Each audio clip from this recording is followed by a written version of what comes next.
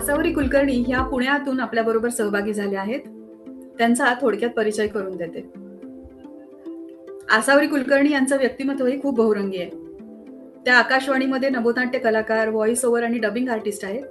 तसेच त्यांना सकाळ माध्यम समूह आणि साम टीव्हीमध्ये 16 वर्ष कामाचा अनुभव असून त्या विविध सांस्कृतिक कार्यक्रम, गाण्याच्या मैफिली, मुलाखती, नवीन प्रॉडक्ट लॉन्च अशा अनेक कार्यक्रमांचं निवेदन आणि सूत्रसंचालन करतात.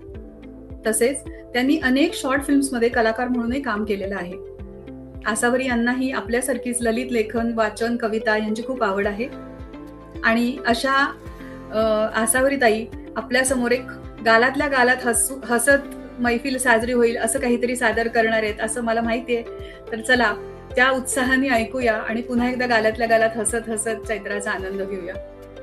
स्वागत आहे आसावरीताई. धन्यवाद मृणाल. कामिनी यांनी लयातून निर्मिती करणाऱ्या वसंताचा रंगोत्सव आपल्या समोर सादर केला. नेत्रांनी जादू की झप्पी देणाऱ्या चैत्र सखीचा प्रसाद आपल्या समोर आणला. नवी आशा देणारा ग्लोबल स्टार चैत्राला पत्र लिहून घेऊन आली सानिका आणि हिरव्या कोंदणातला गोंधण साजरा करणारा चैत्रोत्सव तुझा माझा गीता घेऊन आली. हे सगळं जरी आपल्या समोर आलं तरी माझ्या प्रश्नाचं उत्तर मला मिळालेलं नाही. म्हणून आता मी प्राधान्यक्रमाने माझा प्रश्न तुमच्या समोर मांडते. त्याचं उत्तर मला तुमच्या सगळ्यांकडून हवंय बरं का. तर ऐकूयात माझा प्रश्न काय आहे तो. आंबा, फळांचा राजा आंबा, आपला मँगो हो, to eat or not to it.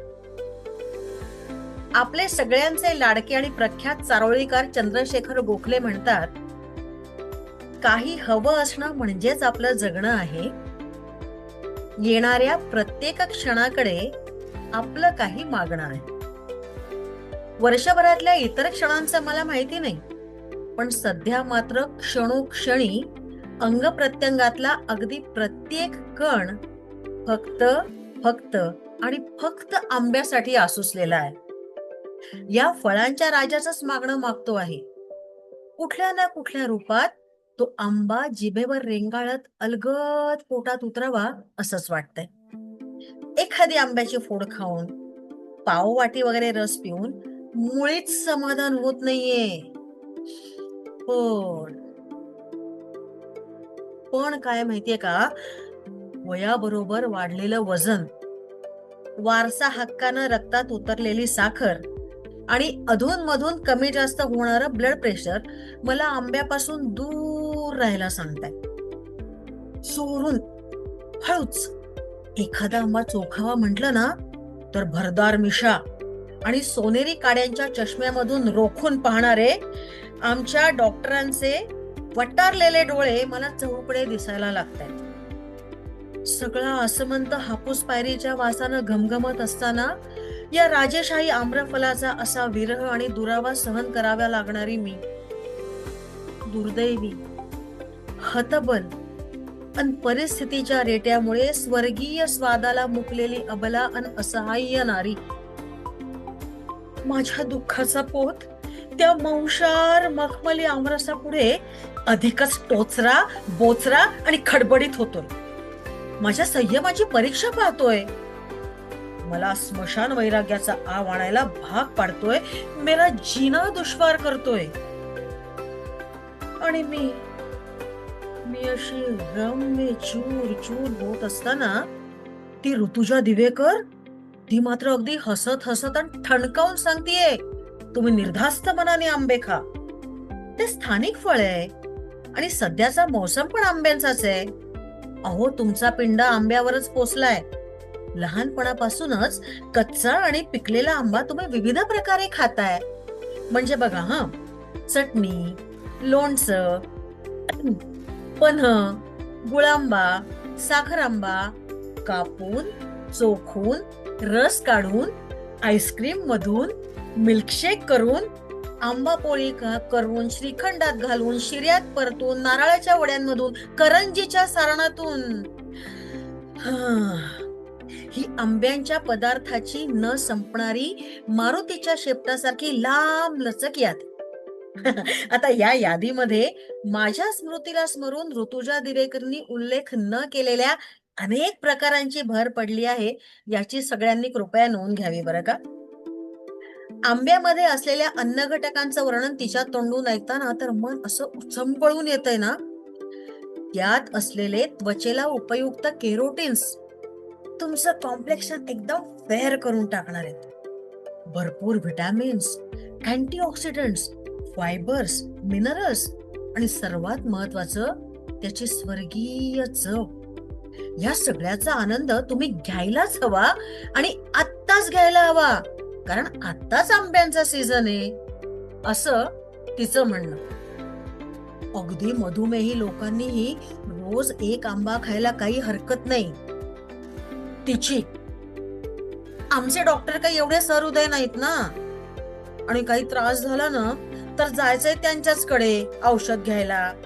तेव्हा ऋतुजा नाही येणारे औषध देऊन ठणठणीत बरं करायला. हा, आंबे खाऊन उष्णता होऊ नये म्हणून फक्त अर्धा तास आधी ते पाण्यात बुडवून ठेवा म्हणजे झालं, अशी स्मार्ट टीप तिने दिलेली आहे. तुम्हाला समाधान मिळेपर्यंत आंबा खा, कारण आत्ता आंबा खातानाच नाही तर पुढे वर्षभर इतर काहीही खाताना नक्की कुठे थांबायचं याचा इशारा तुम्हाला तुमचं शरीरच देईल. आंबा तशी सवय तुम्हाला लावेल असाही तिचा दावा आहे. आणि एवढंच नाही बर का, हे संशोधनातून अमेरिकेत सिद्धही झालंय. तिने जाता जाता मारलेली पाचर. हो अहो, कारण पाश्चिमात्य देशांनी सांगितलं ना की लगेच ते ब्रह्मवाक्यम प्रमाणम अशी काहीची आपली मानसिकता झाली आहे ना. तर आता खरी मेख इथेच आहे. माझे फॅमिली डॉक्टर आणि आंतरराष्ट्रीय पातळीवरती प्रसिद्ध असलेली झिरो फिगर स्पेशालिस्ट आहार तज्ञ ऋजुता दिवेकर, म्हणजे डॉक्टर आणि दिवेकर, या दोघांनी मिळून माझा हॅमलेट करून टाकलाय. आंबा खावा की न खावा, खायचाच तर किती खावा. एकदा खायला सुरुवात केल्यावर हात नक्की कुठे आवरता घ्यावा. अहो, ती लाख म्हणेल तुमचं शरीर कुठं थांबायचं ते सांगतं तुम्हाला.